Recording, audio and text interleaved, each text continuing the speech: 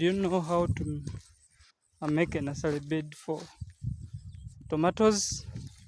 Yeah, here is the nursery bed for the tomatoes. Remember, I told you I'm not only going to invest research in cherry tomatoes, but also these big tomatoes.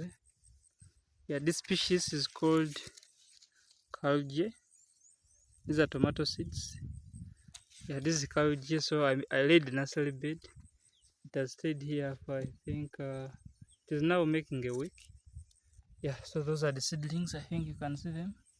They're maturing slowly by slowly. So this is the nursery bed. It has 4 poles, and also it has the grass on top. Of course, this is to limit the direct sunlight, which can affect the growth of these seedlings. So yeah, these are the grass to provide the shade such that the seedlings can grow very well. And yeah, it is from this area. Yeah, so I'm also going to invest research here. I'm not going to spray them, but I'm going to transplant them the way they are, without spraying, without applying any fertilizer. Remember, I want to make the world more organic.